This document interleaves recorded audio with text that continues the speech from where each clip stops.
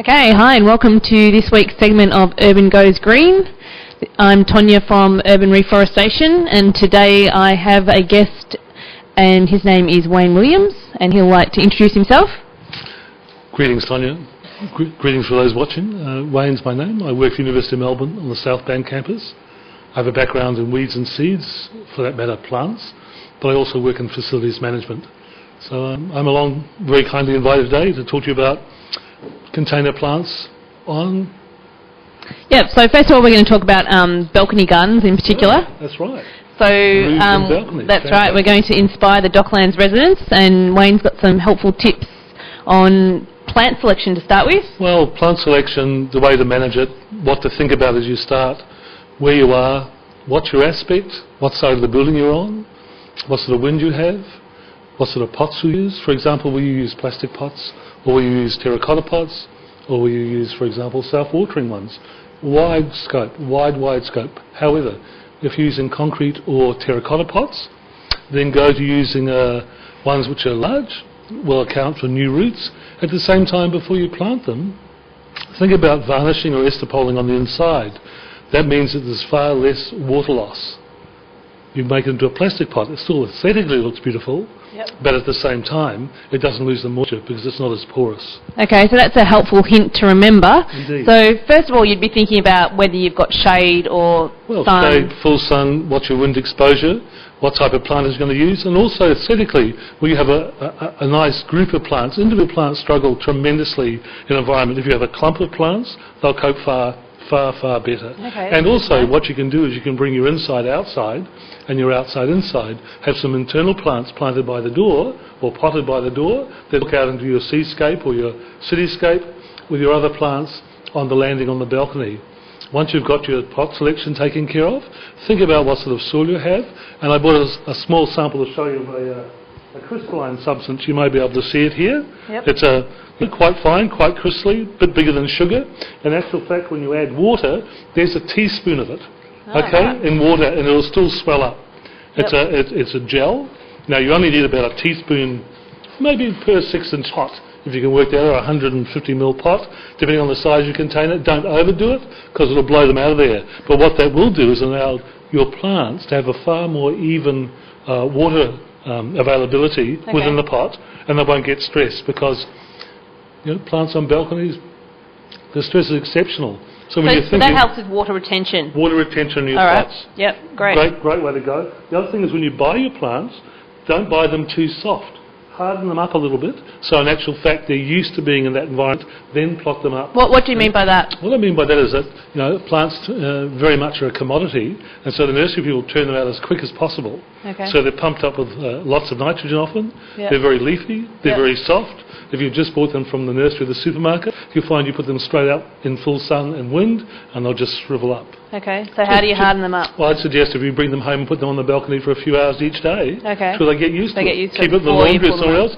Then once they've hardened up, then pot them and put them outside full time. Okay, so what kind of herbs in particular would you choose for your balcony garden? Let's say if you're in shade, you've got part shade. Partial shade, think about Mediterranean herbs. Your oreganos. I mean, really, you can grow anything as long as you provide the microclimate. But, for example, all your Mediterranean herbs, your thymes, fabulous, your oreganos, your marjorames, But on the other hand, chives, you can get parsley in. It's a matter of management. Okay. Create some shade for them. Yep. All right, and the other thing we were going to talk about that's very helpful, thanks Wayne, we were going to talk about today was looking at larger organisations such as Melbourne University. The one I work in? Yes, and what action they are actually taking in terms of environmental sustainability and waste saving, energy saving and water saving. Great question. On the campus I work on, we're looking at, for example, at relamping most of that campus. We're getting rid of many of the old incandescent bulbs and putting banks of fluoros in. And we've got an estimate at the moment that will save this year about 380 tonne of carbon by virtue of those replacements, and that will be the art school initially, and we'll flow on from there. We have computer and battery recycling programs, and on top of that, we have a fairly intensive water map, where in the last year we've saved approximately 40% of our water use. Fantastic. We're doing that by a variety of things, from shower heads to water restrictors and water flow within the buildings, and it's working very, very well. in conjunction with an ongoing education program for the campus community. Similarly, we have quite a large recycle bin roll at the moment. All the rubbish has often been sorted, but it's been sorted at point of delivery. We're going closer now doing the sorting on site. So we're hoping that will work. Okay, so closer to that first step than dealing with it at the final step sort of thing. Indeed. One of the challenges of doing that, however, is that you need to have folk who have an understanding of what you're trying to achieve. Otherwise you have contamination. Isn't it wonderful? Yeah, I thought I'd turn it off. But please excuse me, how rude. Those things happen. Sorry it wasn't turned off. It was my panic for parking. At the same time, with the campus community being more educated about the importance of recycling, they're beginning to do the sorting. We had a problem initially whereby many of our recycle bins were being contaminated with the wrong type of material, and we're actually incurring fines. Oh, right, so, okay. yeah, it's an interesting challenge. So it's twofold. One, you need to, in fact, to have the process in place, but you need also to have the education in place, whereby you don't get contamination. Consequently, we don't get fined. And I guess the understanding of the purpose of the process, really, isn't it? That there is a greater purpose and it's really valuable process. Very much so. Yeah. And the spin-offs from that are quite tangible, be it either water, be it rubbish, be it, for example, carbon and power. It's wonderful. So I'm interested particularly in how are you actually recycling the batteries and the computers? Okay, the computers we actually assemble, and the batteries on site, we move them back to our other campus where they're collected by the appropriate folk to then take them away. Okay. So the computers are actually stripped down, and obviously they take the materials out which are worthy, and those are unworthy they dispose appropriately. And similarly, we have another company that does that with our batteries.